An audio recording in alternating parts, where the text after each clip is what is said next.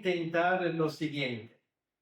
Os quiero invitar a hacer un viaje, porque lo que quiero conseguir, si lo consigo no lo sé, pero lo que quiero conseguir es llevaros conmigo a conocer a Nicea, como si estuviéramos de observadores, muchas gracias, de observadores en este concilio para que esto forme un poco parte de nuestra propia experiencia, ¿vale? Será historia, claro, pero lo estoy intentando hacer un poco ameno.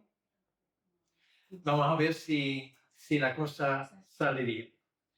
Por lo tanto, os quiero invitar a hacer conmigo este fascinante viaje al corazón de la historia del Concilio de Nicea. El problema ya empieza si yo preguntara, ¿y Nicea dónde exactamente está? Bueno, no voy a hacer la pregunta, ¿vale? Pero lo vamos a explicar poco a poco. Ya lo ha dicho Carlos, nos trasladamos atrás, como por arte de magia, 1700 años, al año 325, a un momento que, y no estoy exagerando, cambió la historia de este mundo sin lugar a duda. Y cambió este mundo para siempre en el sentido positivo. Ahora, permitidme para empezar pintaros un pequeño cuadro.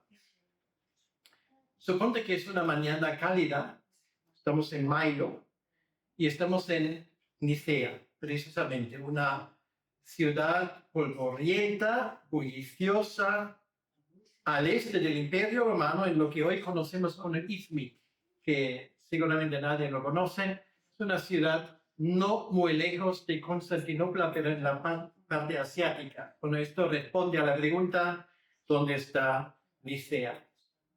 Pero volvemos a lo nuestro. El sol, en estas fechas, mayo, junio, ya abraza en las colinas que rodean la ciudad, tiñendo de dorado los viñedos que se extienden allí, en esa zona, como mantos verdes. Es realmente algo muy bonito.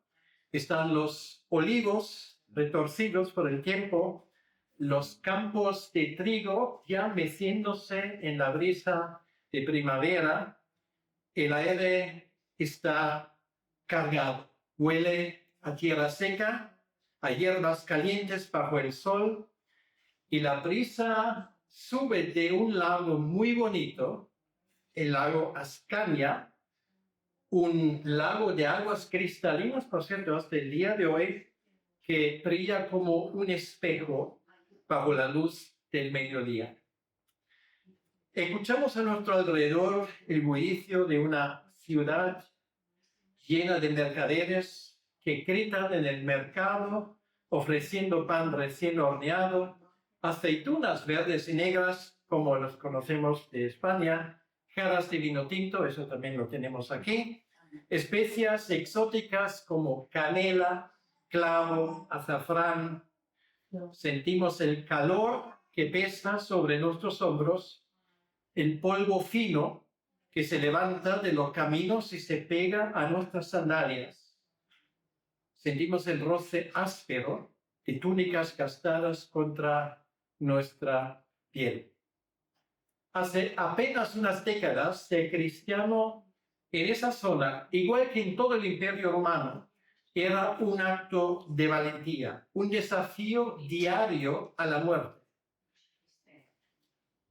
Nos imaginamos ante nuestros ojos, por ejemplo, una madre joven escondiendo a sus hijos en una catacumba, una cueva fría, húmeda, oscura, sus susurros temblorosos mientras oran el Padre Nuestro, que esto solían hacer en aquellos tiempos con el corazón acelerado, temiendo el eco de las botas de los soldados romanos en búsqueda de cristianos. Pensamos en un mártir, un hombre o una mujer con las manos atadas, enfrentando el rugido feroz de leones en la arena, el crepitar de llamas, los gritos de aquellos que se reniegan a renunciar a su fe en Cristo. Incluso cuando ven corriendo sangre incluso cuando ven como centenares de sus hermanos son ejecutados de esa manera. Eso era la vida de los cristianos, una existencia de peligro, de sombras, de sacrificio. Pero ahora, en un giro realmente asombroso, casi imposible para creerlo, aunque nosotros ya 1700 años más tarde tomamos nota con cierta indiferencia, bueno, nosotros no, pero otros, ahora esto está cambiando. El emperador romano, Constantino, convoca a obispos, líderes de iglesias, los mejores teólogos, creyentes, a un gran salón, mejor dicho, a un palacio, allí con un propósito. Y ese propósito es ponerse de acuerdo sobre una de las preguntas más fundamentales. Lo ha dicho Carlos antes. ¿Quién es Jesucristo? Se escuchan el murmullo de cientos de voces en griego, latín, siriaco, persa.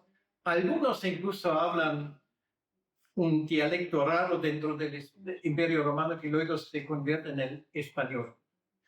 Están ahí también algunos. Ahora, ¿qué significa dejar las sombras de la persecución, las cuevas húmedas, el peligro constante, para sentarte ahora en el centro del poder en un palacio frente a un emperador vestido de púrpura? Estamos a punto de vivir un momento que transformará la historia. Y hoy, en esta primera ponencia, comenzamos nuestro viaje al Concilio de Nicea, el umbral de una nueva era para el cristianismo, un capítulo que resuena hasta el día de hoy, 1700 años después. Ahora, para entender todo esto, retrocedamos y sumerjámonos en el mundo turbulento de aquel imperio romano. El imperio romano antes del año 325. Era un coloso, un gigante que abarcaba un territorio inmenso, un mosaico de tierras y pueblos. Al norte, las islas brumosas de Britania, donde soldados romanos gritaban de frío húmedo en fuertes de piedra, azotados por vientos que no conocían piedad, helados, gritando del frío, y la lluvia constante, no hay que olvidarlo. Al sur, los desiertos del Sahara, ardientes de Egipto hasta lo que hoy es Marruecos, gente de ciudades como Alejandría, al oeste las montañas escarpadas de España, con aldeas en colinas y las llanuras verdes de Galia. Los bosques oscuros de Germania, las fronteras polvorientas de Persia, donde los legiones vigilaban bajo una tensión constante. Era un imperio de ciudades impresionantes. Roma, con sus templos colosales, su arquitectura que todavía queda hasta el día de hoy, anfiteatros rugientes. Ahí estaba Antioquía, vibrante, comercial, la puerta hacia el oriente. Cartago, rica en historia, por los fenicios que fundaron la ciudad, una ciudad que siempre ha valorado el comercio. Y tenemos más ciudades como Éfeso, y tenemos ciudades como Taraco, la Tarragona, que hoy conocemos aquí en España. Bueno, sería una lista larga y cada ciudad tiene su propia idiosincrasia y su propio ambiente. Pero este gigante, que a veces se pinta en colores demasiado suaves, está herido de muerte, tambaleándose bajo crisis que lo desgarran. Desde el exterior hay tribus bárbaros, como por ejemplo los godos, los alamanes, francos, sajones, que presionan sus fronteras. No es difícil imaginarse la escena de estos cuernos de guerra que resuenan en la noche, al día arden en la distancia, el humo negro que sube al cielo, soldados romanos que se ensarzan en batallas sin fin. Vemos los ríos, el Rin, el Danubio, se convierten en líneas de batalla, con invasores cruzando en sus pequeñas barcas, desafiando el poder de Roma. Dentro la economía se derrumbaba, hay una inflación galopante, el dinar romano cada día vale menos, hay disturbios por los precios del pan que suben cada día, o como se suele decir, cada vez que el emperador abre la boca sube el pan. Pues una hogaza que ya cuesta fortunas y la gente se pregunta todos los días, ¿y esto quién va a pagarlo? Bueno, no sé si esto suena. Las ciudades antaño prósperas se vacían, los campesinos huyendo del campo, buscando refugio en las ciudades, donde están más cerca del pan y circo. Y el poder político, un caos absoluto. Eusebio de Cesarea, el gran historiador cristiano, pinta el desorden en su famosa historia de la Iglesia. Él escribe: el estado del imperio era deplorable, con guerras y sediciones que desgarraban la paz, y los gobernantes caían uno tras otro. En un siglo, decenas de emperadores subieron al trono solo para ser asesinados, derrocados, traicionados y a veces las tres cosas a la vez. Un general que proclama a un nuevo emperador por la mañana, pues por la noche le clavo el daga en su espalda. Bueno, estoy exagerando un poco, pero más o menos así se veían las cosas. El imperio antaño, un faro de orden, se está desmoronando.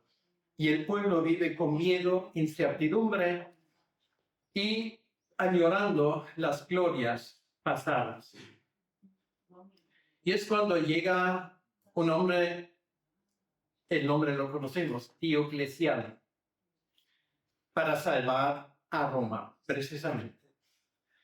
En ese torbellino de caos, un hombre se alzó para salvar el imperio, que era Diocleciano, un soldado astuto que tomó el poder en el año 284. Él nació en una familia humilde en Dalmacia, lo que hoy pertenece a Croacia, y Diocleciano, si creemos lo que dicen aquellos que le vieron personalmente, pues era un hombre de rostro curtido, con ojos penetrantes y una voluntad de hierro. Estoy seguro que no te hubiese gustado tenerle como amigo, créeme. Había visto el imperio desangrarse y su visión era radical, audaz. Él ahora hace un cambio, introduce lo que los historiadores llaman la tetrarquía, un sistema de hecho, 4 emperadores para dividir la carga en un territorio demasiado vasto para un solo gobernante. De hecho, la palabra es Augustus, por lo tanto, 2 Augusti, para decirlo correctamente en latín, líderes principales, y 2 Césares, sus sucesores designados.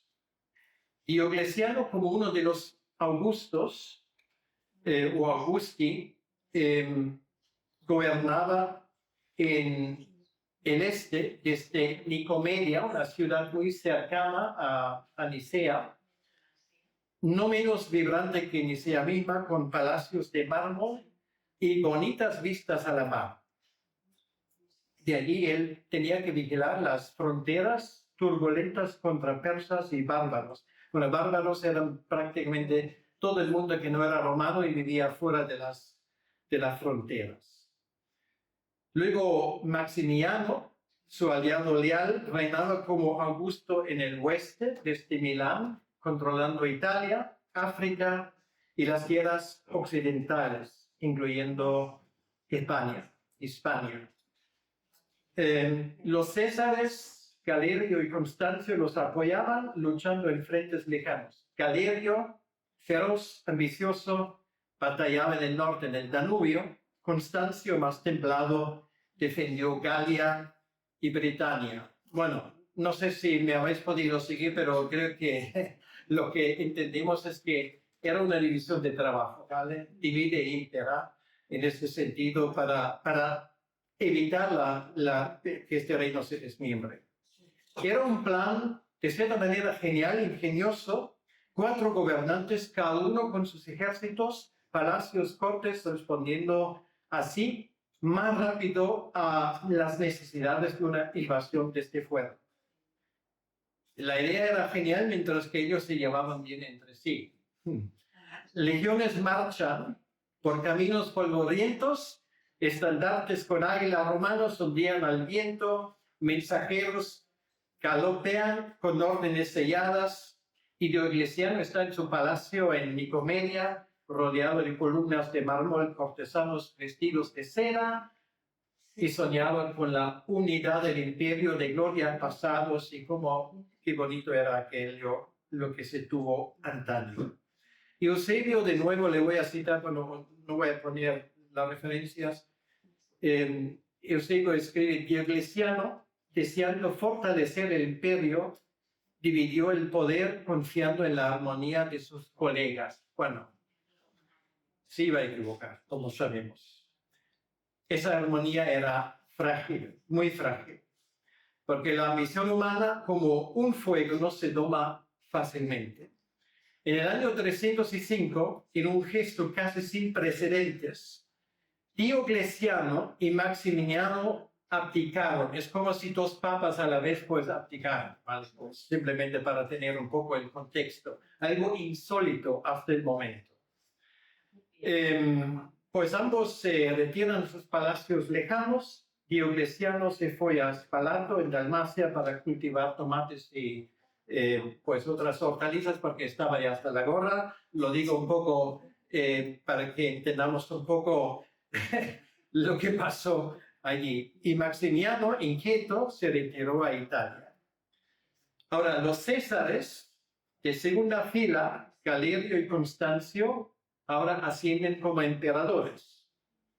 Pero otros generales también que habían olido sangre se alzan también. Entonces lo que tenemos ahora no es una guerra civil, es una lucha casi todos contra todos. Ahora, Diocleciano, todavía cuando está en el poder, descarga toda su ira contra el enemigo en casa.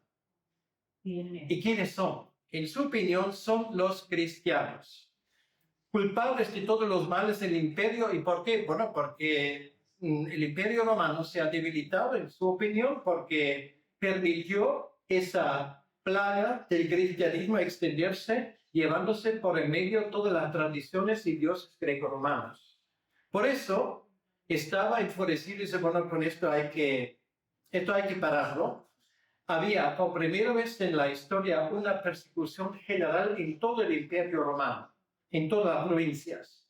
Lo anterior normalmente era local, pero esto era general. Arden manuscritos, arden epístolas de la Biblia, se cierran todos los locales de culto, no había muchos, pero había algunos. Todo lo que era educación cristiana fue prohibido, y ahora cualquier persona del imperio romano tenía que reconocer que el emperador era Dios. Y quien no lo hiciera, pues obviamente se le cortaba la cabeza en el mejor caso, en el peor caso, pues fue quemado vivo. En esa persecución más feroz en la historia del imperio romano, superando con creces aquella de Nerón, no se sabe cuántos cristianos murieron, pero eran muchos. De nada les sirvió. Se dice que en su lecho de muerte, más tarde, fue aquel que supuestamente levantara el puño contra el techo o contra un dios imaginario, exclamando: al final también me has vencido, Galileo, lo cual es un hecho innegable.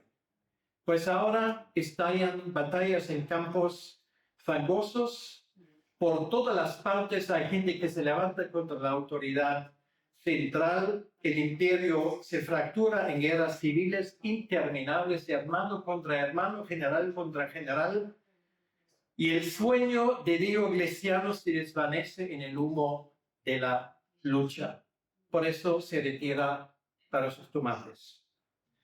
Entonces, en este caos emerge como una figura de luz Constantino, el hombre que nos lleva finalmente a Nicea, hijo de Constancio, el César del Oeste. Constantino nace alrededor del año 272 en Naissus, que es la actual Niš en Serbia, cerca de Belgrado, una ciudad de colinas y mercados. Y este Constantino era alto, de hombros anchos, con la mirada penetrante de un líder, criado en muchas batallas, aprendiendo estrategia junto a su padre y observando muy de cerca ese juego de poder en la corte de Diocleciano. Era un mundo de espadas, escudos, de política, de intrigas, bueno, todo lo que hace una buena novela. Y Constantino sobrevivió. De hecho, hizo que el sistema le sirvió a él. Se forjó, se fortaleció, era un militar astuto y era a la vez un visionario. Esto no se lo quita nadie. En el año 306, tras la muerte de su padre, las tropas le proclaman Augusto, bueno, precisamente en York, en Britania, bajo un cielo gris y lluvioso, como es costumbre, no sé, igual me equivoco, pero lo dice. Pero el poder está dividido, hay rivales que le desafían, y ahora viene lo que todos conocemos, esa historia de la cual, si pasó así, pues hasta el día de hoy no lo sabemos, pero como dijo un gran filósofo de la Edad Media, aunque no, si no fuera cierto, por lo menos está bien inventado. Entonces, ahí lo dejo. Bueno, en su vida de Constantino, Eusebio escribe que el emperador, cito, vio con sus propios ojos el trofeo de una cruz de luz en los cielos sobre el sol y una inscripción que decía, conquista por esto. Otros dicen que era la frase, en hoc signo crucis vences. En esta señal de la cruz vas a vencer. Y nos imaginamos, si esto es cierto, la escena. Claro, la escena impone, o sea, es digno de una película. Bueno, seguramente algo se habrá hecho. El cielo brilla, el sol arde, una cruz luminosa aparece, los soldados exhaustos lo miran y se quedan de tierra, obviamente. Y ahora Constantino, inspirado, ordena, bueno, algunos dicen una cruz, bueno, la mayoría de los historiadores pues dicen no era una cruz, sino una G y una Rho, o sea, lo que a nosotros nos parece una X y una P. El símbolo, lo que luego llega a ser el símbolo cristiano. Entonces la batalla ruge, finalmente Constantino vence en esta batalla decisiva y se autoproclama emperador del Imperio Romano. Lactancio, un escritor cristiano, añade en su obra sobre la muerte de los perseguidores, cito, Constantino, inspirado por la visión divina, se alzó con fe y su victoria fue la de Dios. Pero su ambición es mayor. Esto solamente era el principio. Él quiere un imperio unido, un solo gobernante, y en los años siguientes se lucha contra Licinio, el Augusto del Este. Hay una batalla en el Bósforo, cerca de Nicea, donde finalmente también gana. Hay una batalla como la de Adrianópolis en el año 324, y esto finalmente fue la estocada, lo que sentenció el tema definitivamente. En el 324 Constantino emerge como el único emperador, ya nadie le discute la primacia y esto sería el destino de los demás. Ahora, por primera vez en décadas, podemos decir que el Imperio Romano está unido desde Britania hasta la frontera con Persia y desde el Mar Negro hasta Marruecos, hasta las columnas de Hércules. Ahora, volvamos al tema del cristianismo, porque su historia es, y por eso estamos aquí, el corazón que late, es lo que pasó en Nicea. Volvamos por un momento de nuevo a la era de Diocleciano, hacemos este contraste. Diocleciano, antes dije que estaba persiguiendo ferozmente la iglesia y estaba decidido de aplastar esa fe como sea. Y los soldados romanos lo toman en serio, irrumpen en casas humildes, puertas se astillan, se tiran para abajo, niños lloran, o sea, hay que imaginarse esto. La gente grita, pergaminos con los evangelios son arrancados de las manos de aquellos que intentan ponerlo a salvo y de nuevo hay que decirlo, ríos de sangre que corren por esa persecución. Iglesias rudimentarias de madera o adobe son derribados, sus escombros esparcidos por el viento.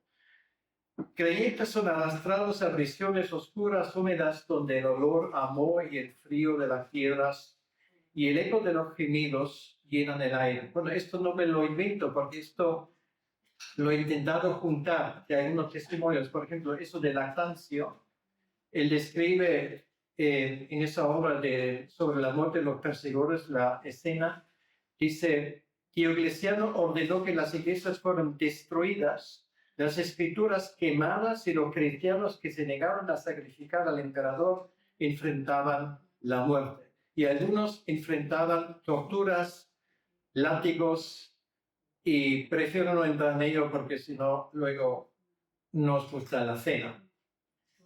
Hay uno que llegó a ser bastante conocido, que es Pafnucio, un obispo de Egipto,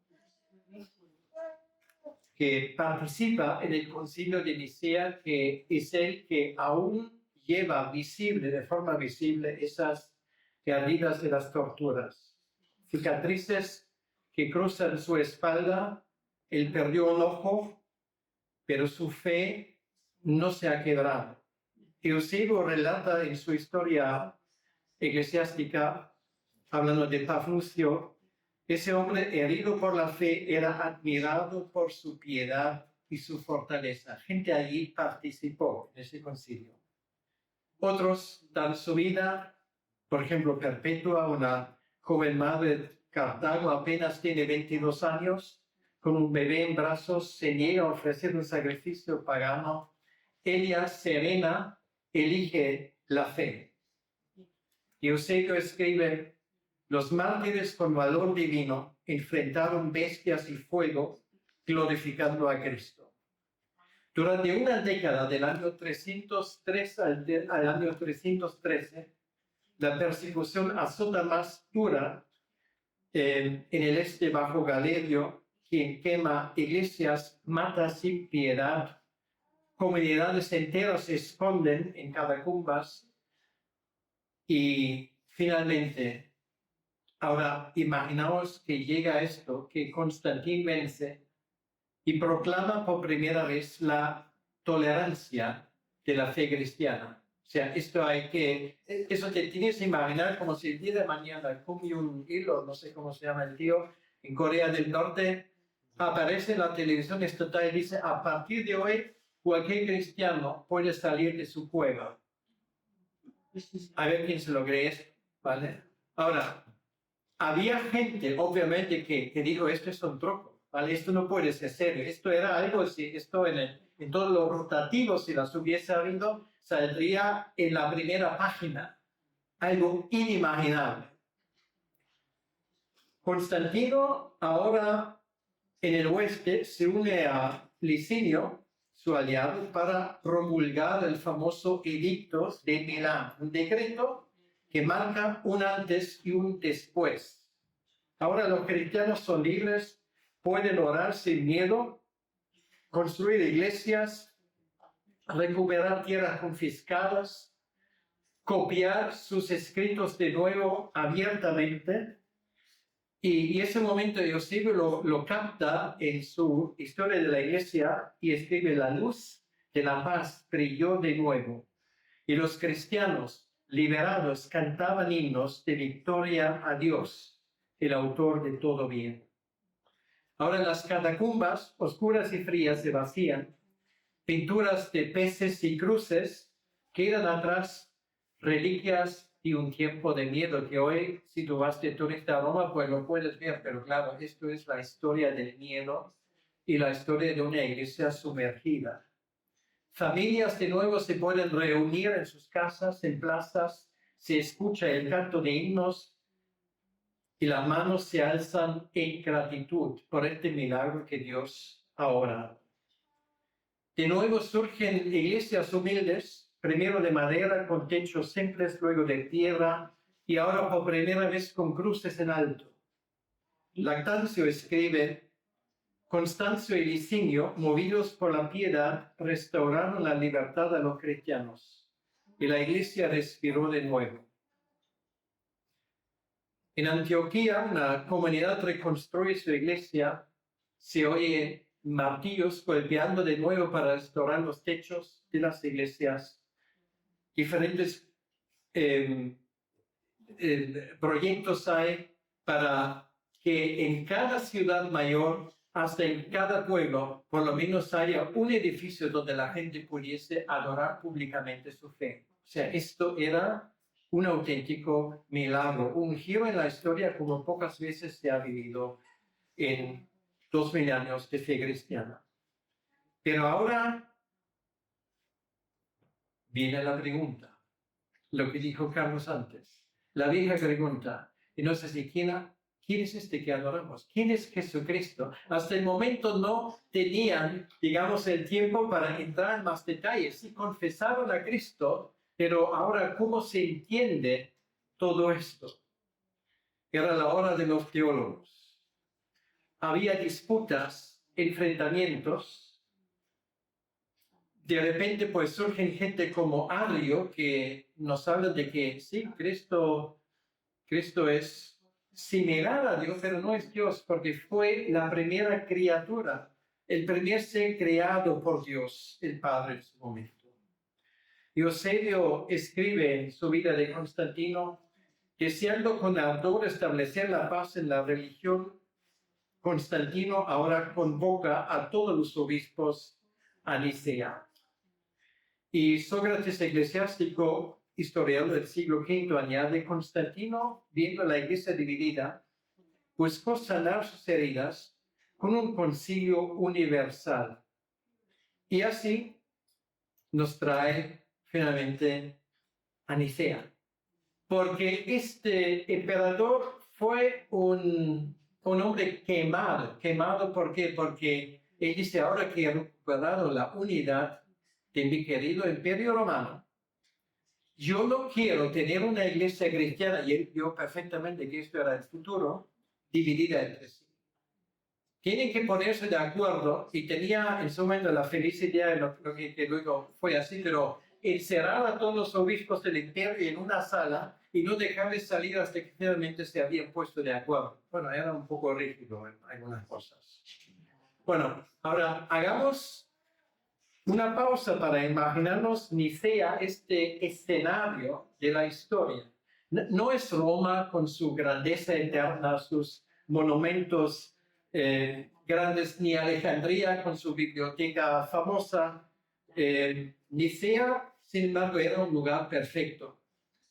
Está en Bitinia, por cierto, detalle, es el lugar donde el Espíritu Santo no dejó que Pablo llegara. Pero ahora esa Bitinia se había convertido realmente en el centro y el ombligo de todo el mundo cristiano. Porque además Nicea es un cruce de caminos. con rutas, esas famosas carreteras romanas que van del este al oeste, del norte al sur, y unen ese lugar con los bazares de Babilonia, del este hasta de Persia, llevando sus bienes hasta la ciudad de Roma. Bueno, sería un tema muy interesante, son las grandes rutas romanas que, por cierto, el apóstol Pablo estaba usando, ¿vale? Entonces, ahí está la ciudad de Nicea, una ciudad de comercio. Y es allí, cerca de Nicomedia, donde era la capital temporal del Imperio Romano, porque no hay que olvidar, ahora la capital también se cambia. Pero más tarde, 5 años más tarde, cambia de Roma a una nueva ciudad que se llamaría Constantinopla, ¿vale? Que hoy se llama Istambul. Un nombre que, por cierto, tiene un origen curioso. Istambul viene de una frase griega que significa, porque si a alguien le preguntaron en el Imperio Romano ¿a dónde te diriges?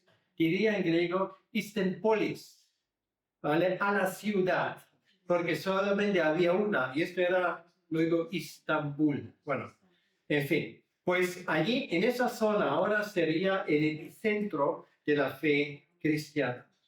En el año 325, Nicea tenía murallas robustas de piedra construidas para resistir ataques. Sus puertas estaban vigiladas las 24 horas por soldados. Las calles eran estrechas, sinuosas, llenas de vida.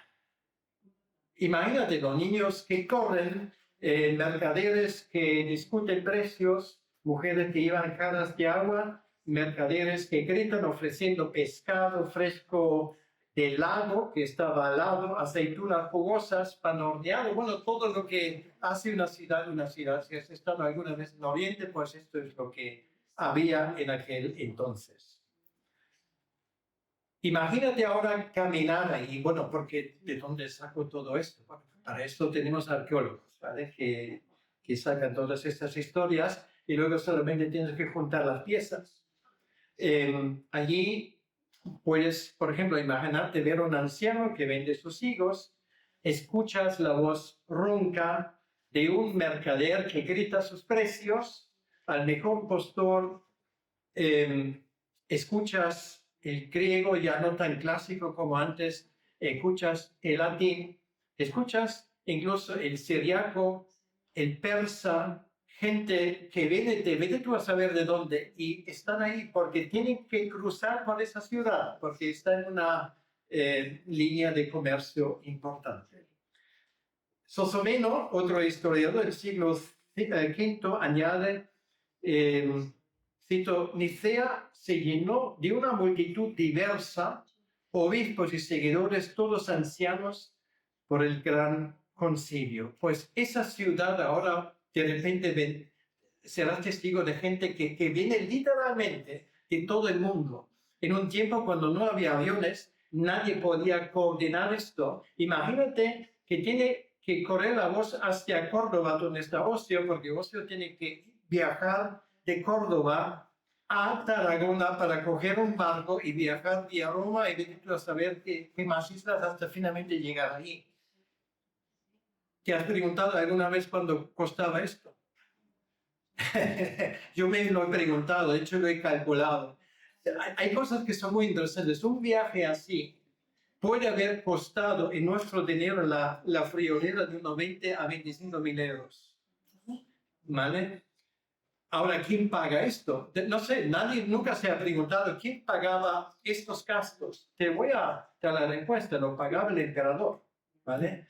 Claro, tenían que pagarlo antes porque él no podía hacer una transferencia, pero al llegar allí, pues esto fue reembolsado. Esto corrió los gastos de ese concilio, viajes y hospedaje incluido, corrió por las arcas del emperador. Bueno, es todo un gesto, creo yo. Entonces, pero esto no quiere decir que el viaje fue algo agradable. Bueno, pregúntale a Pablo. Ahí más de un barco se quedó por el camino, pero lo interesante es que todos los que habían salido, según los registros, llegaron y volvieron, lo cual es casi otro milagro. Ok, entonces, algunos que llegan allí, como, bueno, realmente si mirásemos la lista, sería muy interesante, pero esto, no sabemos de todos y cada uno, pero sabemos de muchos, y había allí gente realmente muy interesante. Por ejemplo, Pafnucio, de Egipto, tenía que caminar, según su propio testimonio, durante semanas desde Egipto, cruzando desiertos ardientes, ríos anchos, como el Nilo, colinas rocosas, y Pafnucio era el que lleva las cicatrices de los latigazos, un ojo perdido de las torturas de Diocleciano. Pero con espíritu, como dije antes, firme, inquebrantable. Eusebio le hablaba en su historia de la iglesia y dice, Pafnucio, herido por la fe, era admirado por su piedad y fortaleza. Otros como Espiridión de Trinitonte, un pastor de Chipre, traen la sencillez rural. Él también participa. Su callado en su mano, le describen cómo él llega allí. Su fe, uno dice, pura como la cristalina. Era un hombre que, según ellos dicen, ostentaba una fe similar a los primeros discípulos. Y allí estaba San Nicolás, el de Coca-Cola, no. Pero Nicolás de Myra, que daba la idea, pues obispo de Myra, esa ciudad del sur de lo que hoy es Turquía. Mis vecinos siempre se alegran cuando le diga el Santa Claus, que se celebra en Alemania, pues realmente era turco, ¿vale? ¿Cómo? ¿Qué? Bueno, pues me enrollo, ¿vale?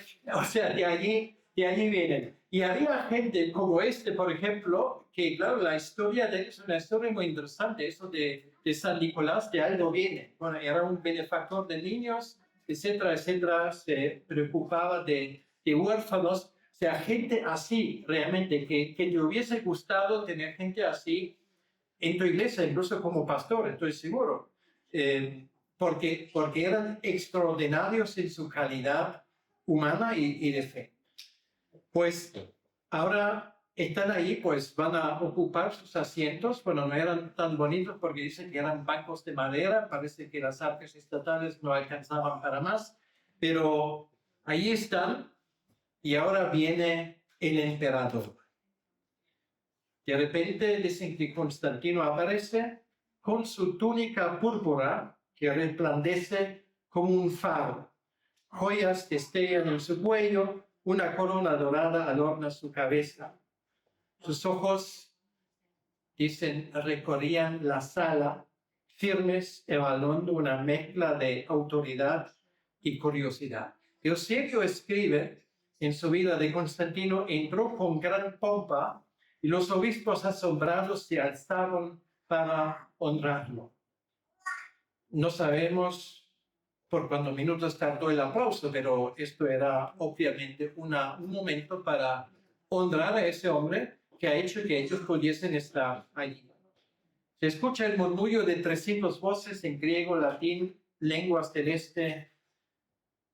Claro, ellos no tenían ordenadores, pues todos escribieron en pergaminos y esto hace un ruido que te pone los pelos de punta, ¿vale?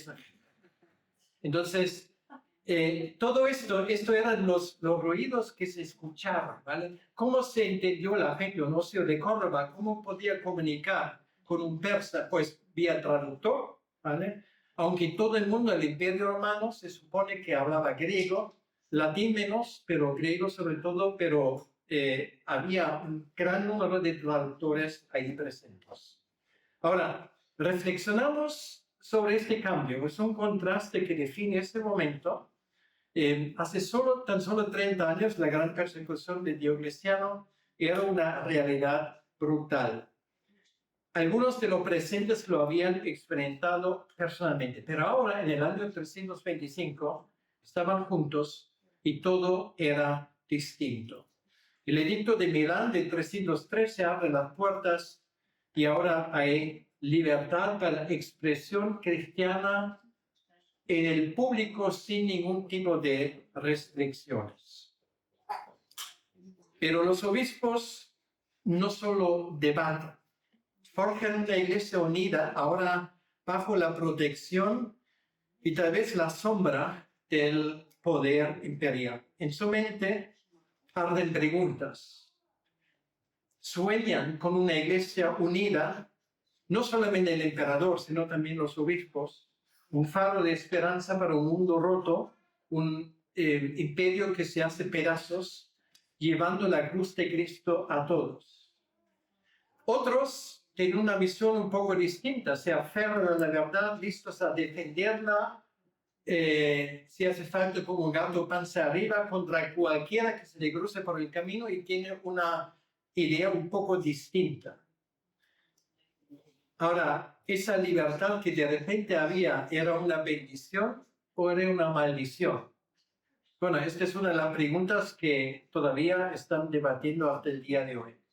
Pero para terminar eso, y ahora voy terminando, ese legado de Nicea pone el cimiento para una nueva era. No solamente es un encuentro de personas o ideas, es un fundamento, un comienzo que resonaría por siglos hasta el día de hoy. Aquí en Nicea se toman decisiones prácticas y duraderas. Por ejemplo, la fecha de la Pascua. La fecha de la Pascua, ¿a quién le importa eso? Bueno, hay que verlo en su contexto, porque en aquel entonces nadie celebraba la Navidad, ¿no? Aunque Santa Claus estaba presente en el concilio. No, la Navidad no tenía ningún tipo de importancia, pero la fiesta de la resurrección, sí. Entonces algunos lo calculaban a su manera y otros siguieron fielmente la Pascua judía en cuanto a la fecha.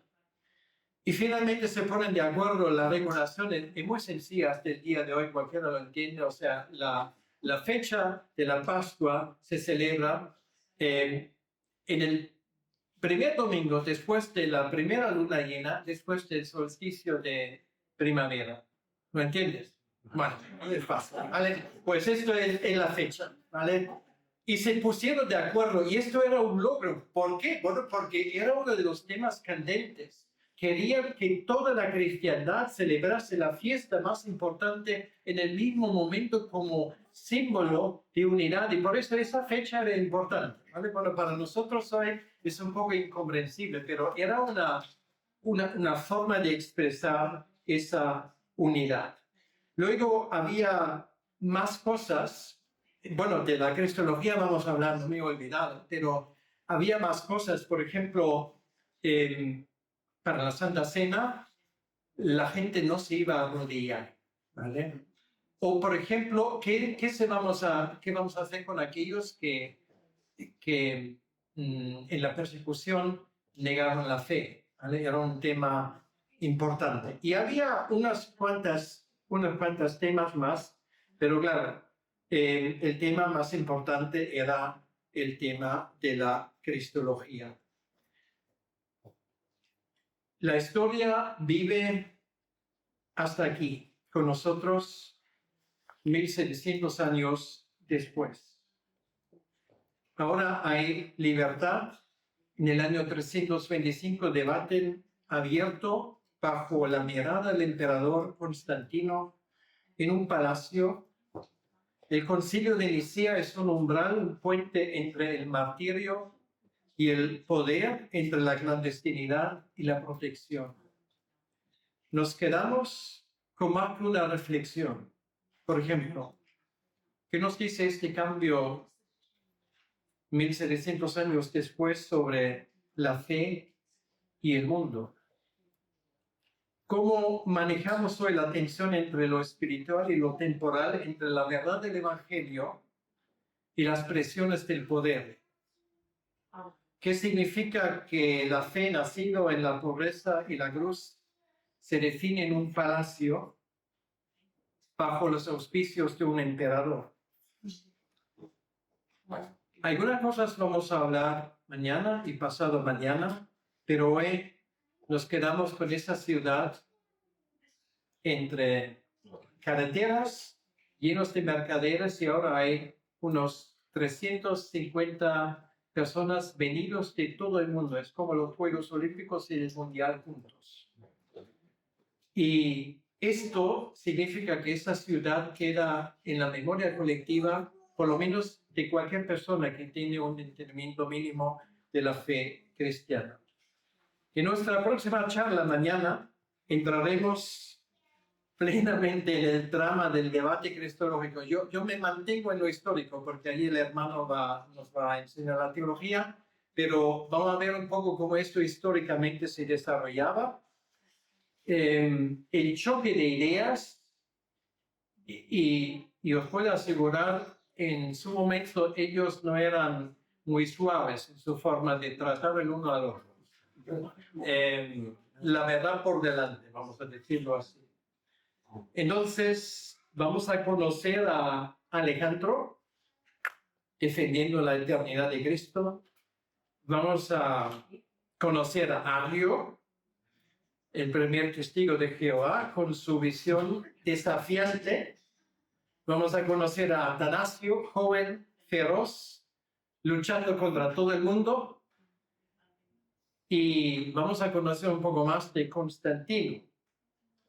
Pues muchas gracias por viajar conmigo al año 325 y convivir un poco con este número tan especial de gente que estaban juntos allí. Bueno, por lo tanto, nos espera mañana un segundo viaje a Nicea y ahora vamos a tomarnos un respiro y, si me permitís, voy a cerrar esto en oración para que se pueda digerir con la ayuda del Señor un poco mejor. Señor, te pedimos que esas cosas que acabamos de escuchar nos ayuden un poco a ponernos en el lugar. Esa ciudad de Nicea y el credo que sale de allí, pues sí tiene un lugar en nuestra memoria. A veces nos cuesta ponerlos en el lugar, entender de qué situación han salido y los tremendos desafíos que esperaba la gente. Muchas cosas que hoy nos tomamos por sentados, incluso doctrinalmente, había que definirlos, había que pensar en sus consecuencias. Señor, te pedimos que tú nos ayudes a tener una idea un poco mejor de aquel mundo que ha desvanecido ya hace mucho tiempo y aún queda entre nosotros con todos sus desafíos, con todos los retos y también con todas las incertidumbres. Señor, ayúdanos a recordar lo pasado para no cometer los mismos errores en el futuro. En tu nombre, Señor, te lo pedimos. Amén. Amén.